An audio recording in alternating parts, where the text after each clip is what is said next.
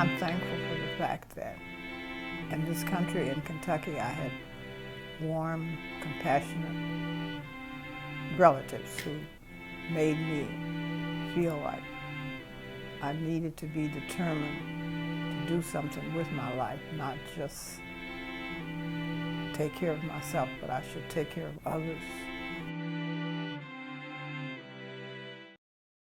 My dad was a doctor in Bermuda, and everybody remembers him. They call him C.A. Smith, and his practices were in Hamilton, Bermuda. My mom, you did not call her Dorothy, you called her Mrs. Norman, which was her second married name. And she also attended Wilberforce, by the way. That's where she met my father.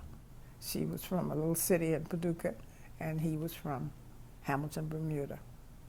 And they met at Wilberforce and got married and had 2 children, Chuck and myself.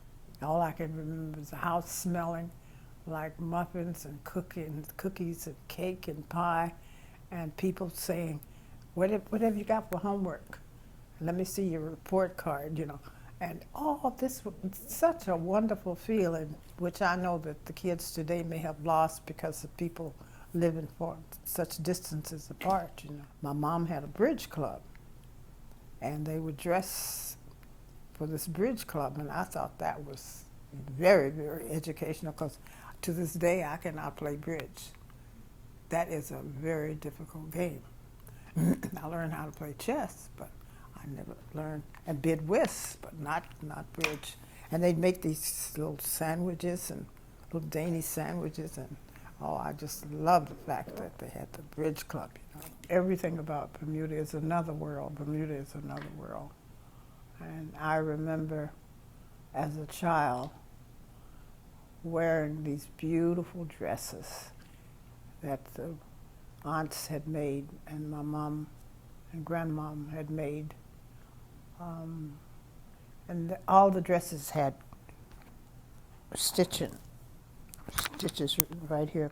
And this one little item set them apart from all the other dresses.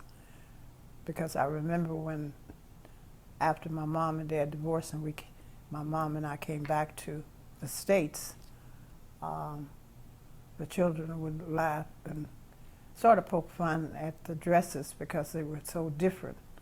And they were different colors, different pastel shades, like green and pink and yellow, and had the stitching, which made them unique, right on the chest bone. And the fact that my brother and I spoke with an accent when we came back to this country caused the children to maybe poke fun at us and call us monkey chasers and ape chasers and that kind of thing. And after being in the States for a period of time, we lost those accents. And a lot of things. And after the divorce, my mom remarried, my dad remarried, and they both had children. And it was a whole complete different ballgame.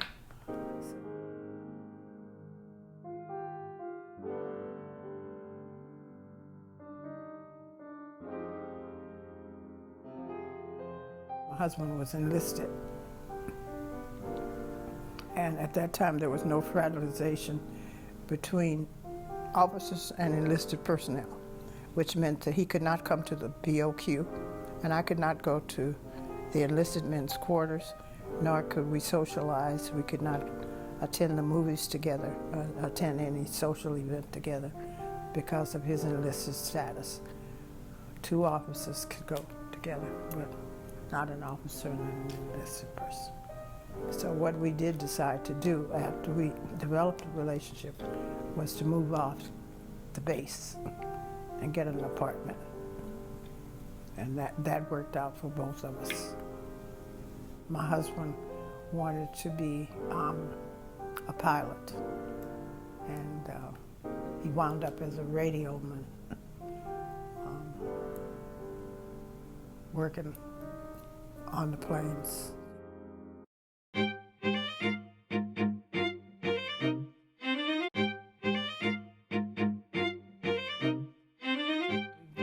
When my husband and I were discharged and we moved to Manhattan Beach, and we had our first child and then we had our second child, then it was time for me to go to work. I taught at Carver Junior High, Man Junior High, and a special program called Community Centered Classroom in Venice, California. And I first ran into some kids who called themselves gang members, and we used to take them to breakfast at the Panthers headquarters in the mornings and do some special things like tutoring and trips. And my husband and I and our 3 children lived at the beach. We lived in Manhattan Beach. And we found that that was a great incentive for some of the kids who were possibly Crips or Bloods or what have you, that maybe they didn't have the opportunity to leave the city, as some kids did. So we provided that opportunity for them. My husband agreed that we would bring some kids home for the weekend, and sometimes I overstepped my bounds. I'd have more kids than I would. My husband said we should have no more than 2, and I would bring maybe 4, and then I'd stretch it to 6, and the kids would be in the closet. So my husband would go through the closet saying, "Where are they, Gwen? Well, I know they're here somewhere," and the kids would say, "Here we are, Mr. Bolden," because they would be waiting on the parking lot for me, you know, to go, because they could run on the beach and we could cook in our kitchen and all sit together and talk. And we had animals. I had a snake called Mr. Soul, a boa constrictor, and at Carver and Horseman I taught with the snake around my neck, because I taught science classes, and I got the kids very much interested in herpetology, which is the study of snakes.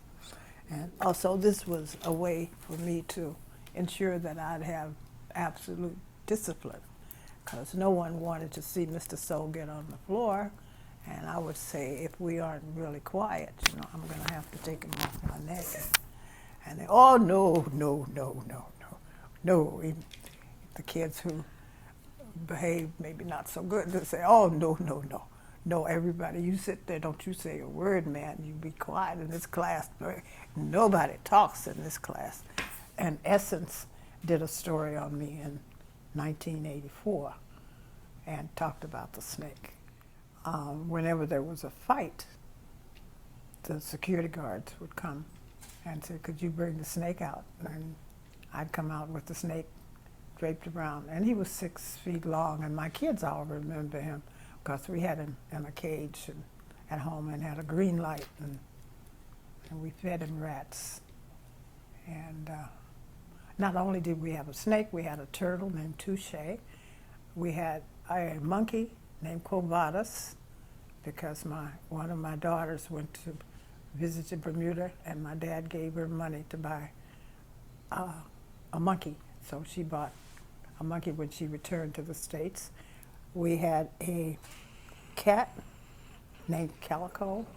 We had a dog named Magic. And we had a turtle named Touche. And the kids from the city loved to come to our house, because they knew they could play with these animals, and they were going to have a wonderful weekend. So that's one of the memorable stories. I met so many wonderful people who were doing the same types of community things, who were working in the community and working with kids. And during the course of my life, I've met so many wonderful people, so many people who have enriched my life. For example, I did meet Reverend Jackson on a television show. I met Marilee Evans, Medgar Evans' wife. We shared a spot on a television show. I rented a building from Marla Gibbs in Leimert Park, and we became friends. And I just think she's a wonderful person. I also met Betty Bridges through the foundation, and I'm getting ahead of myself because we did start the Gwen Bolden Youth Foundation, which existed for 30 years in Leimert Park. And we concentrated on tutoring and educational services for parents, counseling, and we received grants from federal, state, city, and county. Hi, I'm here with Marla Gibbs, and as you know, it's my mother's 88th birthday, and Miss Gibbs has graciously offered to say some words about my mother. Her and my mother have been friends for quite some time, so I'm going to turn it over to Miss Gibbs and let her say a few words. Thank you.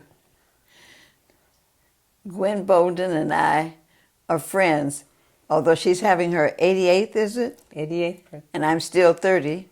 I still remember her. And that's a feat in itself. That's a miracle. So happy for you, Gwen, that you're having this wonderful birthday party. I wish I could be there with you. I'm sure there's some people there that I would love to see again, too. I understand Betty Bridges is going to be there, who's also a friend of ours. And so happy that we met at the Vision Complex and that you were a part of that with the Stentorians. And I'm happy that you have such a wonderful daughter in Yvette like I do in Angela. Our daughters have become our mothers now. Yes. And that's a good thing because they mirror what we did. Hopefully they mirror all the good stuff and none of the bad stuff. Anyway, I'm sure this is going to be a wonderful event for you. And I listened to some of your documentary, and it's marvelous. Except that you had a snake that you liked. And I am very afraid of snakes, so I'm glad you didn't have it around the Vision. Because I would have freaked out and we would not have been in the same room, honey. But I guess I haven't seen you because you moved out to Lancaster, which I consider out of the country, honey. It's quite a drive. But I need to be close because I intend to keep on working. That's the reason I'm staying 30, so I can do whatever I want to do. Because actually, you know, we're ageless and timeless because we're spirits as well as physical. And as such, we have no limitations. We have no age. So I decided to be 30 so I could do what I would remind myself that I could do whatever I want to do. It's never too late to start. I'm sure you know that too, though, because you have kept on going, because you know that you can. And some of the things you've done are just phenomenal. I know we mirror each other as far as taking care of the children, which is one of the reasons I started the Vision. I'm not going to take up too much of your party time. You and I will have to get together so we can recall some of the things that we talked about and did. My last word is when you're telling people that we're friends, don't forget to tell them I'm still 30. I know you like to move on. I'd like to pause for the cause. So I have paused on 30 and I will be staying here probably till I die. I might make a giant leap for mankind when I get to about 93. I may make a giant leap and say I'm 93. Or I might still say I'm 30, I don't know.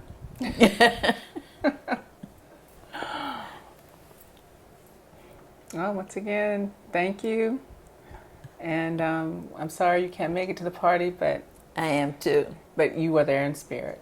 I am there in spirit. And we thank you. But have a wonderful, wonderful birthday party, Gwen. You deserve it. Thank you, Miss Gibbs. Well, You're welcome, Yvette. that's it. And I really appreciate you giving us this time and inviting us into your home. Oh, you're It's welcome. been wonderful meeting you. Thank you so Thank much. you. Same here. Thank you. I will always remember Todd Bridges for coming to the Stentorian Center where we had one of our first tutorial programs in LA. Driving up in a limousine unannounced with t-shirts for the kids. And this was a wonderful time. I will never forget him. I'll never forget young Todd Bridges. The kids just loved him, and Different Strokes was a favorite movie for all the youngsters. And someone else I remember was Muhammad Ali. I received an award from one of the mosques in Los Angeles, and Muhammad Ali sat next to me when I received that award, and I was so excited. And so he was sitting there smiling at me, and I was just so excited sitting there, you know, I couldn't keep still. And he told me, he said, you know, he said, it's quite an honor to get such an award. And I told him, I said, it's quite an honor to be sitting next to you too, Mr. Ali. And let's see, Ruby Bridges, who integrated a school in Louisiana. She was a little girl with the pigtails marching along with the sheriffs on the outside. And she was in a special classroom because they wouldn't allow her to mix with the other kids. And they would throw things at her. And she would just march along with her little pigtails and her books and march in that school. And there was one teacher who volunteered to teach her and taught her and loved her and ate lunch with her. And Miss Bridges, Ruby Bridges, was a guest speaker at one of our functions. And Yvette, my daughter, might remember because we bought her a book, the Ruby Bridges book, where she told about the days when she was a small child and the many challenges she had. So that was a very wonderful experience. When Dr. King was here, my husband and I did get to march. And I did get to go see Minister Farrakhan, and I got to speak with him when he was here. Our foundation facility was located in Leimert Park. The kids would come in about 4 o'clock and stay until their parents picked them up from work. But parents were coming in to pick their kids up a little later, and they were complaining that they were smoking blunts in the parking lot. And I didn't even know what a blunt was, because I hadn't been exposed to that particular terminology. So I knew what weed, you know, and everything, you know, but no, I hadn't had the experience of knowing about a blunt. So anyway, what I decided to do was to take a couple of parents and speak to whoever was in charge. And then when we went back there, we saw this huge trailer with Mac 10 on it, and I didn't know who Mac 10 was. So that went out the window. So I did ask to speak to the person in charge, and that was Mac 10. So the security guard brought him to me, and we talked, and I told him that some of the parents were complaining. I told them about the foundation, that this was a place where kids were trying to improve their grades and their attitudes so that they could get a good job and be competent and determined and self-fulfilled and all those good things after they grew up. And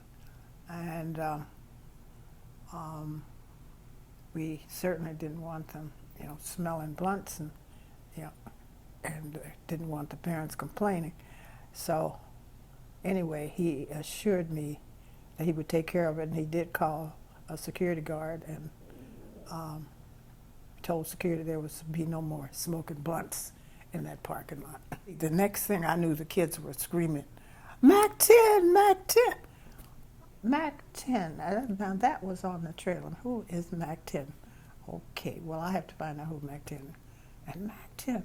So anyway, he walks in and he has all these T-shirts, and he asked my permission to pass out the T-shirts to the kids, and by that time they're just screaming his name, you know. And I found out that T-Boss, that was her husband, and she was also in the trailer with the baby. And I didn't get to see her, but I did get to shake Mac 10's hand, and he assured me that he was sorry about the blunts and it wouldn't happen again. And I thought that was a happy, happy ending. And parents were just thrilled to death. Thrilled. Mary Ellen Shackleton. And I've been looking for her, but I don't know her married name. She also married a lieutenant in the Navy, so I can't find her. But anyway, to make a long story short, we were at a dance, I think in Kenosha, Wisconsin, and she ran out of face powder, and she wanted to use mine, so she said, "Gwen, have you got face powder?" "Yeah." She said, "Well, I need some because I ran out." So we go to the ladies' room, and I give her my face powder, and she puts it on. "What in the world?" she said. "This face powder is brown." I said, "So am I." She said, "I never knew." "What? What?" She had brown all over her face. She was very fair and blonde, but she had put that brown powder. And she was so busy putting it on, she didn't even notice that it was brown. So that was really a memorable day. Mm-hmm. She was like, "Oh, no." Anyway, I did. I tried to call Quincy, Illinois, the Chamber of Commerce, to try to find her, and I had to use her maiden name, and the only thing I could say was that she was a lieutenant in the Navy, and we were stationed at Commandant 9th Naval District, and we lived in BOQ at Great Lakes. And they said they had lots of Shackletons in Quincy. So anyway, I tried to find something that would be around my age, and I called this lady, and she said, "I don't know who you are, and I don't know what the hell you're talking about," and hung up on me. So I thought that ended my trying to find Mary Ellen. So, you know, over the span, because, you know, I'll be 88 in September the 27th, I've met so many people, and so many people have enriched my lives and made me feel like I wanted to be productive, and I wanted to share some memories, and I wanted to help kids, and I wanted to do something. And I hope along the way, you know, I've done that. Mm-hmm. But I just received so many awards and so many commendations, and I've just met so many people over my entire life. And I thank God for my husband and my children, Yvette, and that she worked so hard to get her bachelor's and her master's, and Michelle got her bachelor's from UCLA, and she has a family, and Bill Jr. is now working, and he has developed a relationship. So I'm just thankful for my grandchildren, that for Catalina and John and Jamie, that you know, this has all worked out. And then for my great-grandchildren, Cadence, Jordan, let's see, Kingston and Cameron. And it's a great life when you've got children, grandchildren, and great-grandchildren, and you live to see your grandchildren, you know. it's a blessing. And I think God has truly blessed me that I've lived this long, and I've had so many wonderful things to happen to me. There have been some negative things, but I refuse to dwell on the negatives. I dwell on the positives, and I've tried to keep my determination high of the things that I wanted to do and the things that I wanted to accomplish, and not let people get in the way of my goals. Just keep people away from my goals and just keep on plodding until the goal is realized. And I'm just truly thankful to God. I thank Him every day for the blessings that He's bestowed upon me.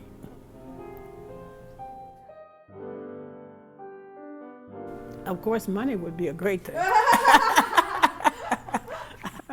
Finance is always good.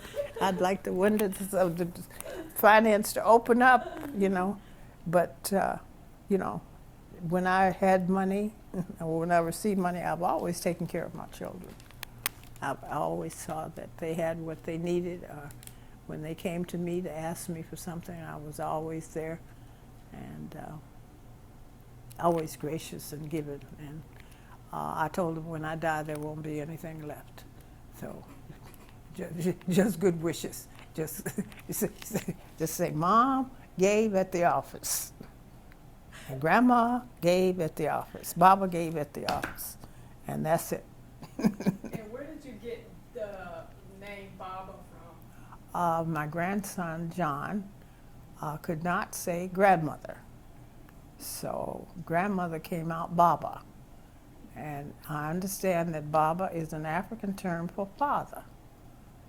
So Baba means father. So that's what everybody calls me, is Baba.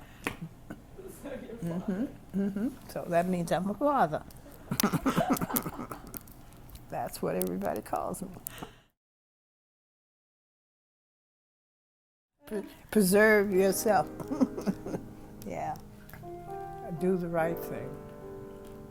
Yeah. Celebrate your God. Celebrate yourself.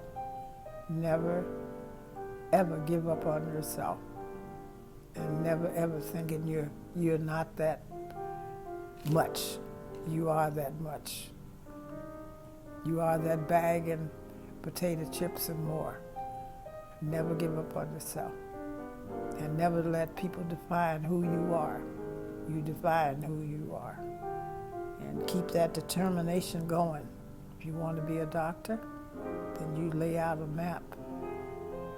Lay out some rules for yourself, some goals for yourself. And if you need help along the way, help is usually available. You just have to find it. And above all, keep God. And He's first. Yeah. Yep. That's it. That's a wrap. Oh, happy birthday to you.